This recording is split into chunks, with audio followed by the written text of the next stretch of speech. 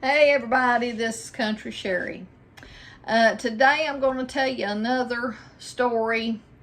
Well, I'm going to tell you about two different places that I've been when I was doing census. And this being the series of the strange and true events little segment I was going to do. I went on, there was two different roads. One was in Hancock and one was in Rogersville. Well, the one in Hancock, and it was not Newman's Ridge, so if anybody asks, it was not there. This one went over into Vardy, Virginia. But the road was narrow, and it was blacktopped. Well, as far as I went, it was blacktopped. It was about to turn into a dirt road, but it kept getting more narrow all the time that I went. When I went up and up and up, and I had a kind of a bad feeling, a lonesome feeling, and like you ought to not be by yourself feeling. You know, I don't know, just didn't feel safe. And so anyway, I kept going. You know, I just had to check homes. I didn't have to go talk to anybody. I didn't have to do none of that. Didn't have to get out.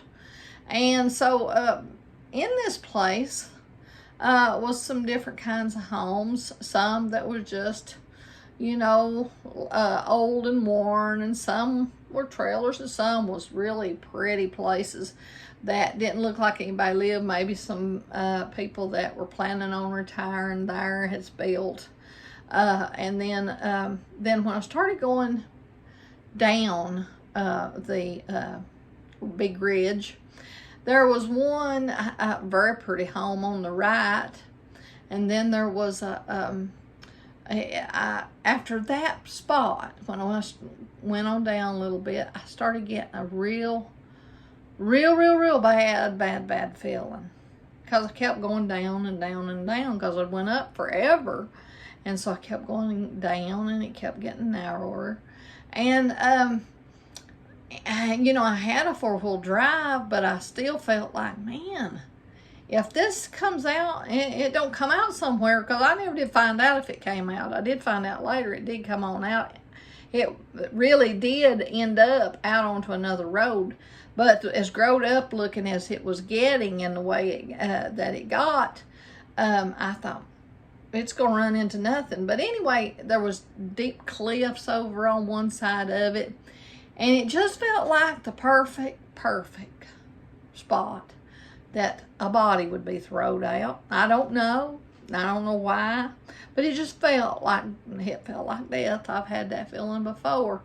And there's barely enough room, because there was no other little roads or homes down through there that I could turn around, so I had to sort of turn around midstream in this little place, and that took some working to do. So when I did get turned around, I tried, I thought, oh Lord, because it was twisty and turny and steep. And I thought, my vehicle won't make it back up through here. And I had no cell service. I thought, there'll be nobody know where I'm at. And I thought, if this is a bad place, or if it is a creepy place, there's nobody going to even know what's happened to me. But anyway, vehicle did push on and made it. It was starting to get dusky, dark, and stuff, so that made matters worse. And I was never so happy to get on the main road again in all my life. Just cause, and I've meant to take Danny there many times. I've said, Danny, one day we're going to go that road, and you're going to see what I'm talking about. But anyway, the one in Rogersville, it didn't feel nearly as bad, but it did have a really shady character looking place. You know, you could just tell there seemed like no good up there. You know, you can look at places. Now, I'm not talking about being poor, and I'm not talking about not having much, or not being real well camped around your home. You know, I could do better myself, I guess, sometimes. But this place felt like, because I knocked a few times, because I did need to know the address, what number it was. So I did knock, and nobody answered.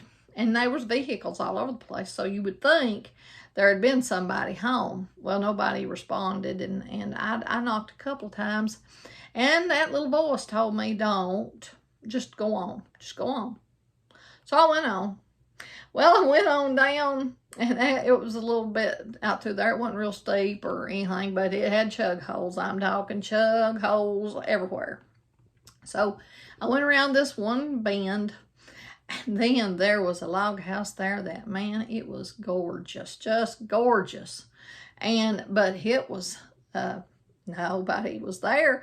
I feel that they probably came in pretty often because apparently I know there was a dog, a German Shepherd, as a matter of fact, and he was in the background barking when I first got out because I was still trying to find the number of that address, and what it was. And so I did get out, and I'm pretty good with dogs. And so, I thought it was probably caged up because it hadn't come out. It hadn't come out to check me out way before. I wish it had. I wouldn't have got out. But anyway, I got to the door and started to knock, and around to the front porch there, it was a big German Shepherd. It was a dark one. It wasn't completely black, but it was beautiful. It was a beautiful dog, and I love dogs. But I also know that if I don't know a dog, I might need to be a little careful because all dogs might not like me like I like them. So I played it cool. I've had to play it cool a few times in my life, not with just dogs, but with other things, with children even. And so I'm not going to even go there right now. But anyway, so I was cool. And, some dogs might pretend like, yeah, you could pet them, and then they might change their mind. So I never did pet it, but I never did act like it bothered me. I tried to say, well, hello there, buddy. How are you? And I just sort of talked to that dog like it was a person, I guess. And I talked some, but I didn't overeat it up, I didn't I would have loved to have petted it if I thought I'd been safe, but I know it was on guard, and that was its job. And my thought was just try to ease on. Try not to upset it and not act like it's you doing something, because it wasn't doing nothing. But dogs, if they're protecting the place, you can't never tell what they're going to do. So I did. I talked to it a little bit, and I never tried to pet him because I feel like I didn't want to push that.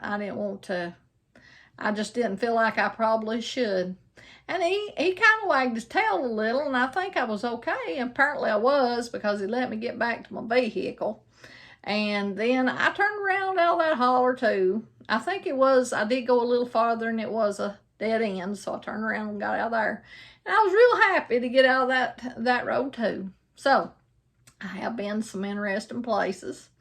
I've been some beautiful places, but I've been some scary places too. So that's my story for today, and I'll try to have you some more.